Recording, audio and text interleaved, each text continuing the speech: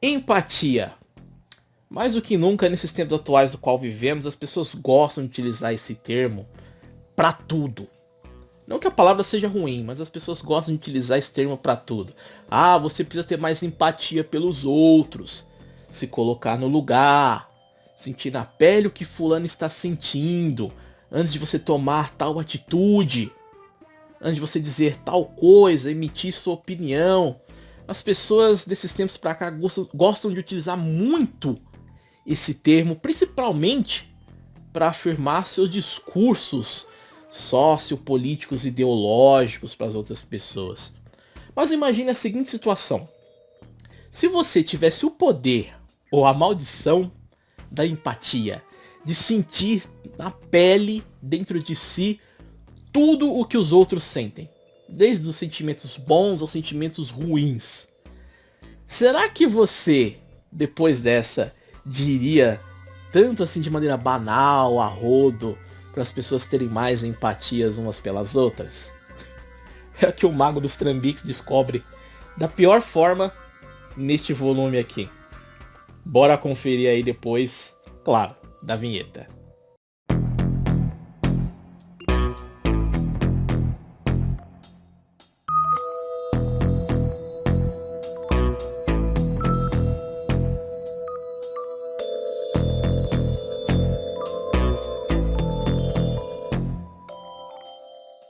E aí, trambiqueiros e trambiqueiras, amantes e fãs de John Constantine, bem-vindos a mais um Arkham Comics. Eu me chamo Fernando Henrique, para quem não me conhece, e hoje vamos com mais um vídeo de resenha barra análise de volume dessa fase clássica de Hellblazer aí.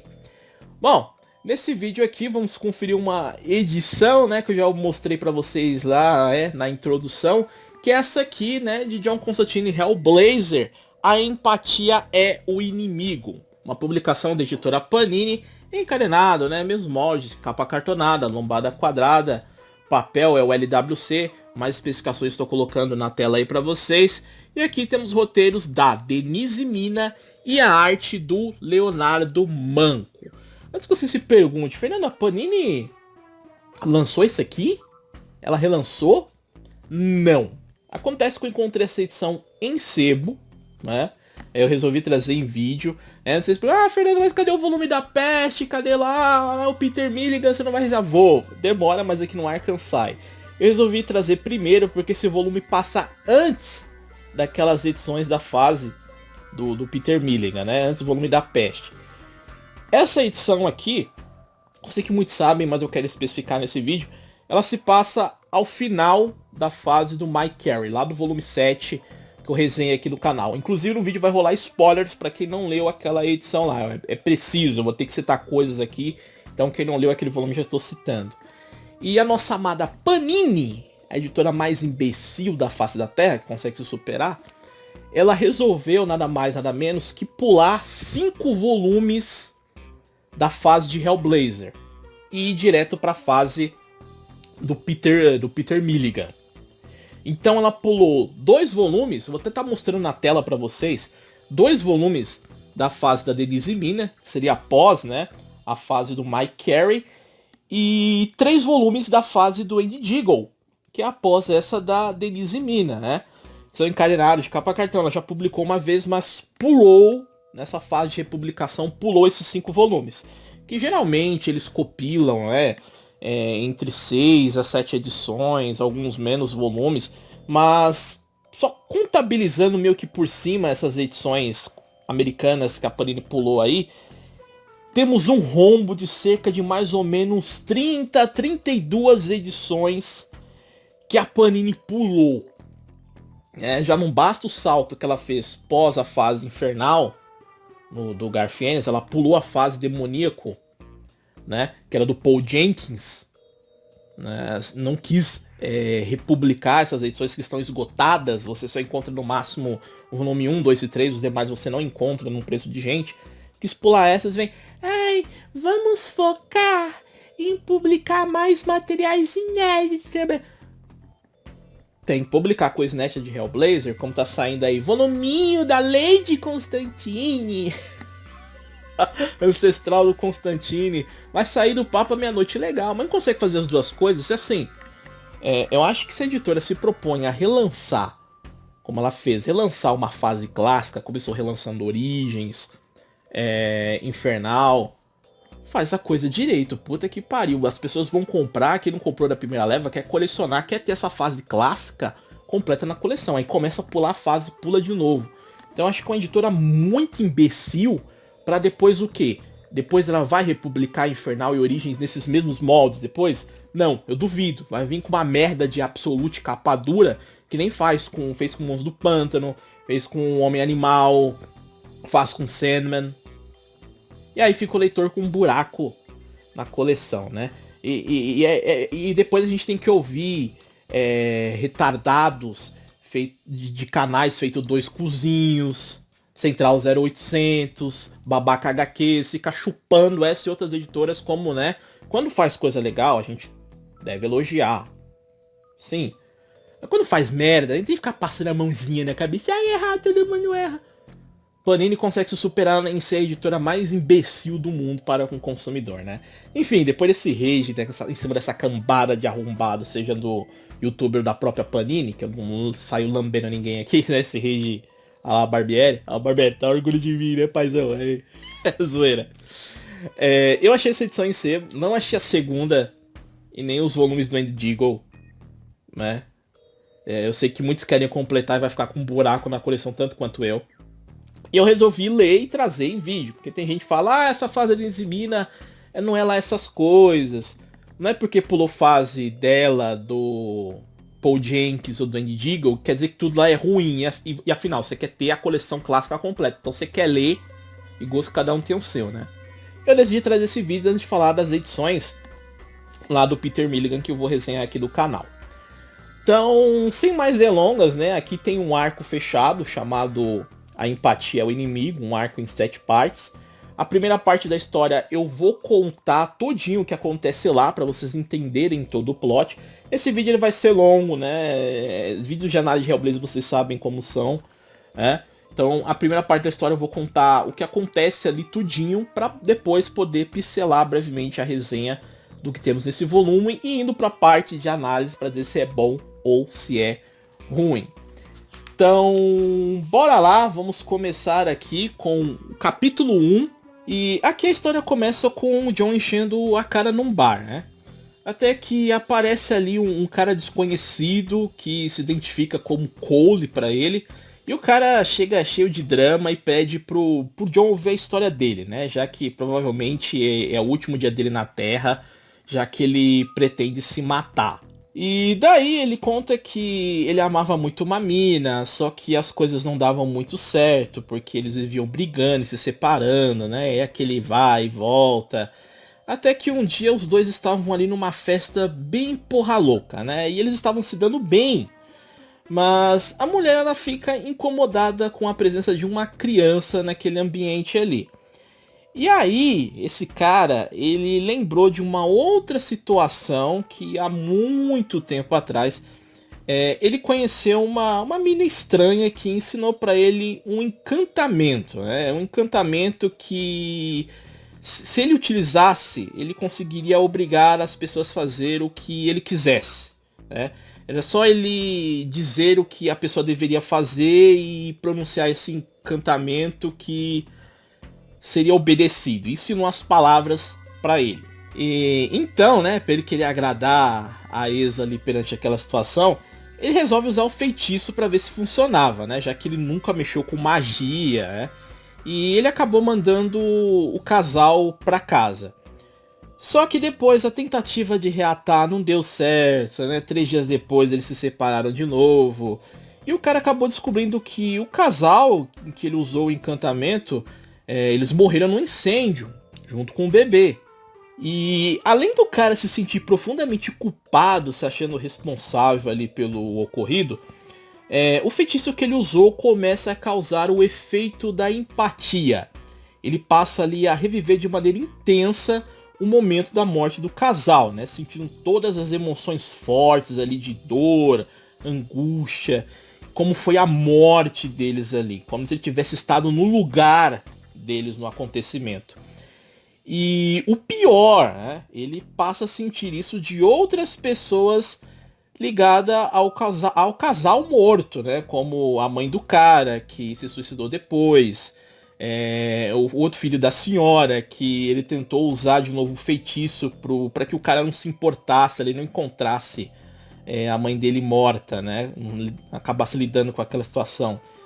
E isso acabou sendo como um tiro pela culatra, porque acabou transformando o cara ali num animal movido por impulsos sexuais e que passou a não se importar com o sentimento da família e dos outros. E esse cara, o Cole, que fez a cagada, ele passou a ter um elo cada vez maior de empatia, sentindo tudo de ruim com as pessoas ligadas ali ao seu redor por esse elo do encantamento. Isso, claro, foi deixando ele doido, desesperado, até que ele pensou em se matar, né? Comprar uma identidade falsa e morrer em algum canto por aí. Mas alguém lhe deu o nome do Constantine e disse que o Mago Trambiqueiro poderia ajudá-lo. E o John explica pro Cole que ele foi sacaneado com um encantamento que lhe dava, sim, o poder de obrigar as pessoas a fazer o que ele queria, mas o preço era pago com empatia, né? E ele pergunta quem foi que disse pra esse tal de Cole aí, né, o nome dele, né?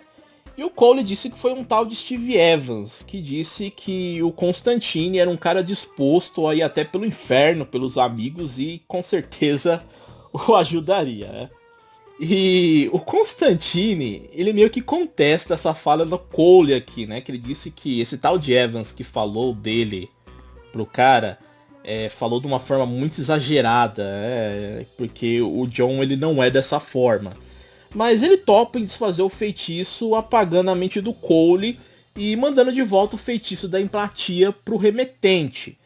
E no final, o mago ele fica se questionando quem diabos é esse Steve Evans. Deve se tratar de um mago poderoso, já que conheceu o Constantine, né? E aí ele fica questionando o porquê desse cara, né, ter indicado ele para esse tal de Cole.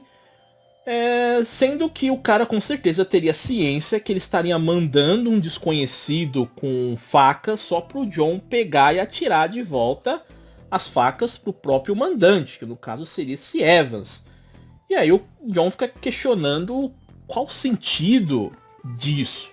E é assim que termina a primeira parte da história. Daí, já nas demais partes, né, os restantes dos capítulos que temos aqui, temos o John sendo tomado por essa maldição da empatia. Ele passa a sentir tudo que os outros sentem, inclusive se importando até com as pessoas, fazendo até caridade, acreditem. E ele acaba ali tomado também por um turbilhão de coisas ruins, né? A mesma coisa que o Cole estava sentindo. E encaquifado com esse tal Steve Evans, ele resolve partir ali em busca do cara, né? Mesmo desconfiando que possa ser uma armadilha, mas ele quer descobrir os motivos disso tudo. E nisso a autora ela vai jogando meio de qualquer jeito uma série de pistas para ir amarrando aos poucos ali na história. Pistas que são acontecimentos envolvendo religião, fanatismo, heresia e um tal de terceiro lugar que existe após a morte, né? Que muda de certa forma esse terceiro lugar, aquela concepção de quando as pessoas morrem, ou elas vão pro céu ou pro inferno. Mas a escritora ela mostra que há um terceiro lugar que não é o purgatório. E quem viu esse lugar tem uma nova percepção de que a crença de muitos que tem vida após a morte está totalmente errada. Não é como muitos imaginam. E uma coisa que fica clara nessa história aqui é a intenção da Denise Mina, que foi em tentar continuar a fase do Mike Carey. Porque com certeza ela leu a fase dele e alguns outros materiais de Hellblazer também. Fica claro isso aqui através das referências e até do próprio ponto de partida, né, que se inicia essa história, né? Porque ela tenta continuar ali a partir do ponto do último volume da fase do Carey, né? Onde o John ele perdeu a irmã, a amizade dele com o Chaz, a Gemma, que ele se fudeu num ponto que ele chega a renunciar à magia no discurso que ele faz ali no Clube Tate, que inclusive ele também foge qualquer vínculo de respeito que tinham por ele, esculhambando o pessoal lá no evento. Então a autora tenta continuar com a sua run a partir desses acontecimentos. Só que fica claro que apesar dela ter noção do que o Carrie deixou no ar, né, essa do John de renunciar à magia e fazer um voto de não querer mais se envolver com isso, ela não sabe como conduzir a partir desse rumo, porque logo na primeira edição, o John ele quebra esse voto quando ele reverte o feitiço do Cole. Mas ela coloca aqui como o John meio que fingindo que não quebrou esse voto, que ele não fez nada demais, né? Além de que ele resolve ir atrás desse tal de Evans, né? Que já é se envolver com magia. Mas a Denise Mina, ela insiste em colocar o John como se ele não tivesse quebrando seu voto, mesmo que ele esteja ali fazendo isso de maneira disfarçada. É como, eu sei bem disso, que a gente tem um bar aqui, né? É como o cabra que chega aqui e diz que não vai beber mais cachaça, né? E depois ele tá dizendo, ah, mas eu não bebo mais álcool, é só cerveja. Ou aquele vegetariano poser que chega e fala, ai, mas eu não tô comendo mais carne, só peixe. Porra, mas o peixe é o que, jumento sal? A cerveja é o que, animal? Tem o que na cerveja? Estamos falando, eu tô falando pra vocês de cerveja, cerveja mesmo. Tô falando daquela cerveja sem álcool, né? Então, vocês entenderam? Aqui é a mesma coisa. É o Constantine querendo, tipo, meter do louco. Ah, mas isso que eu fiz não é um feitiço de evocação, nem nada monumental. É só um efeito especial de baixo orçamento que eu tô fazendo aqui. E, claro, ó, isso não cola, né? A autora, ou ela devia ter mantido o voto do personagem até colocá-lo numa situação ali meio que sinuca de bico e ele fosse obrigado a quebrar esse voto, ou feito logo o John tascar o foda-se, ah, eu fiz aquilo lá quando eu tava com muita coisa na cabeça, aí eu fiz aquele voto, mas foi da boca pra fora. Mas da maneira como ela faz nessa história aqui, faz o Constantine soar como um hipócrita. E outra coisa também é que a autora, ela joga um monte de pistas, questões, eventos, e depois ela deixa pontas soltas e mal explicadas, né? Onde você vê que foi feito de um jeito porco aqui. O John, ele conhece esse Cole, ouve sua história sobre o feitiço da empatia que caiu sobre ele. O John vai lá, desfaz a parada, como eu disse pra vocês. Só que na edição seguinte, ele do nada tá carregando essa maldição da empatia. Mas o John, ele não pronunciou o feitiço, ele não fez nada que levasse ele a ter essa maldição sobre ele.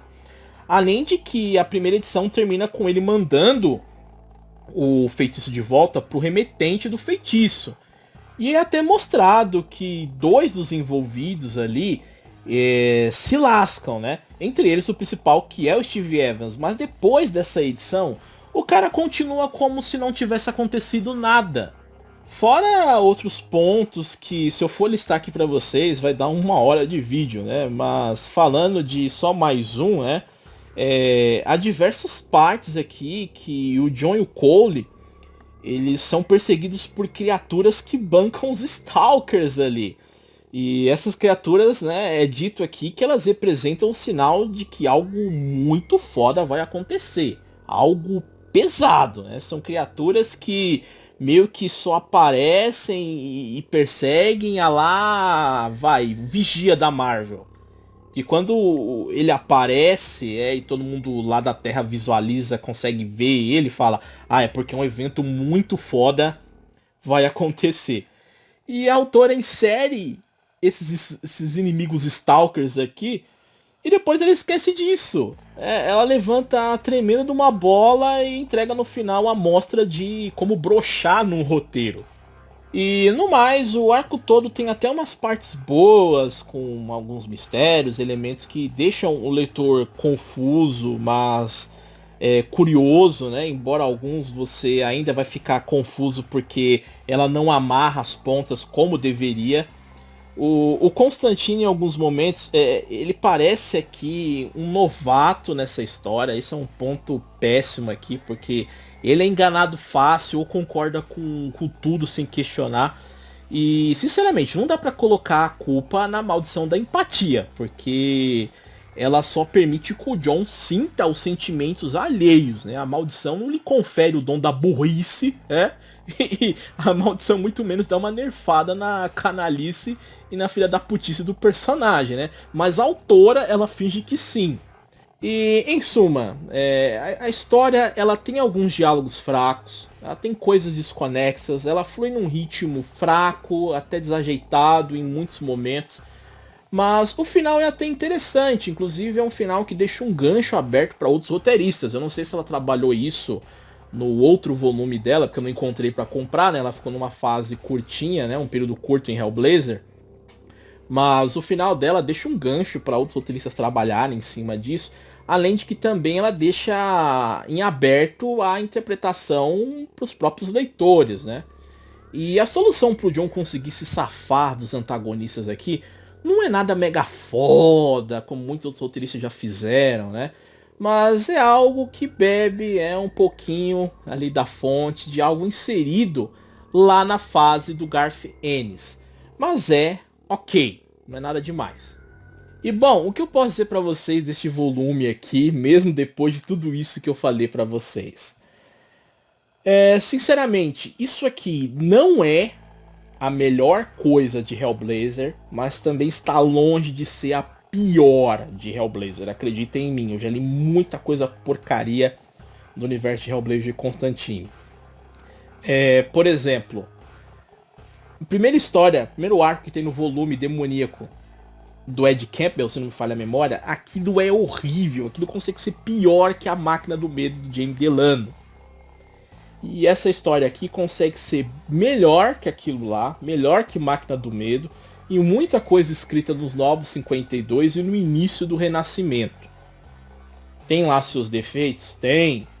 Mas está longe de ser a pior coisa de Hellblazer. Tem seus defeitos aqui, mas eu gostei. Eu até gostei da história, me entreteve, né? Mas dá pra ver que não é lá essas coisas em termo do clássico Hellblazer da Vertigo. E eu vou tentar apontar aqui o porquê eu acho que a Denise Mina não se saiu bem aqui. Não tem aquela questão, é porque é mulher escrevendo um quadrinho que não sei.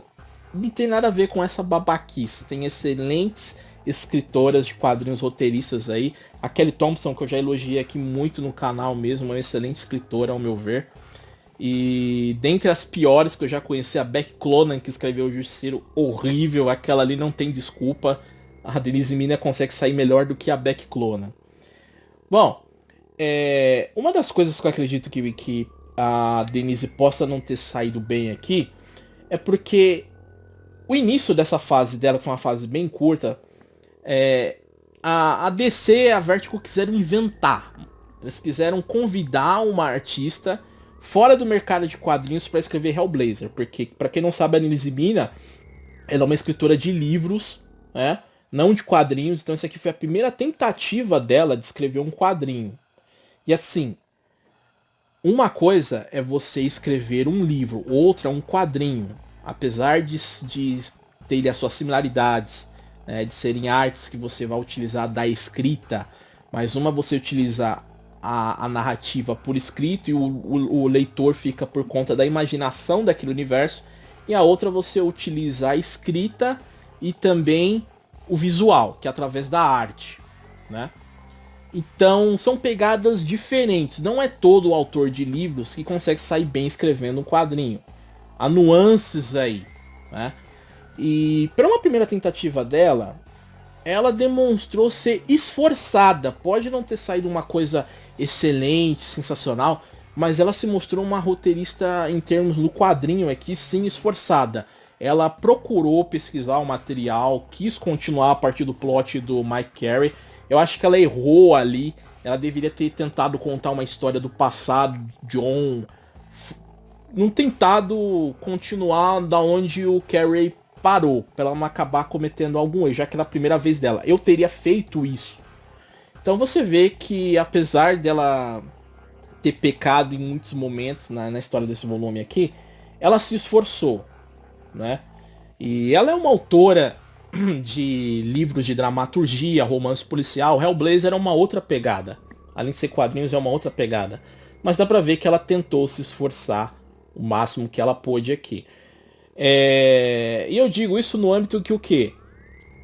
A história, ela tem um plot interessante. Essa coisa em torno do motor da empatia, seja para rogar como maldição nas pessoas ou ajudar as pessoas a evitar o terceiro lugar, é interessante, assim como ela trabalha a questão também, que é legal, da aceitação e não aceitação das pessoas ao descobrirem a verdade após a morte. Quais são as consequências disso, dependendo da escolha da pessoa ao descobrir o terceiro lugar. Então a Denise Mina teve sim ideias interessantes que dariam um arco foda e bem legal, interessante pra caramba. Só que na execução ela não soube colocar isso muito bem, né? Mas mesmo assim é uma história que entretém, diverte, né? Não é de toda ruim. A arte por conta do Leonardo Mann não tem nem o que falar, ele trabalhou com Mike Carey, então é uma arte excelente, exuberante, né? Mas para uma primeira tentativa, né, apesar do como eu disse, eu teria feito de uma forma diferente, deu para ver que a autora procurou se esforçar. Então para essa edição aqui, eu dou uma nota 7. Não é a pior coisa de Hellblazer, tá longe também de ser um material excelente, né? Mas assim, se você gosta de Hellblazer e quer dar uma chance, vale a pena. Se você encontrar isso aqui em sebo, já que a Panini não vai republicar tão cedo isso daqui, né? Vale a pena. Mas claro, se você tem outras prioridades, quer ler outras fases excelentes de Hellblazer, dê prioridade à fase do Mike Carey, do Delano, do Gar Fênix, do Warren Ellis, né, do Brian Azzarello, que são fases excelentes, tem muita coisa boa lá, com toda certeza.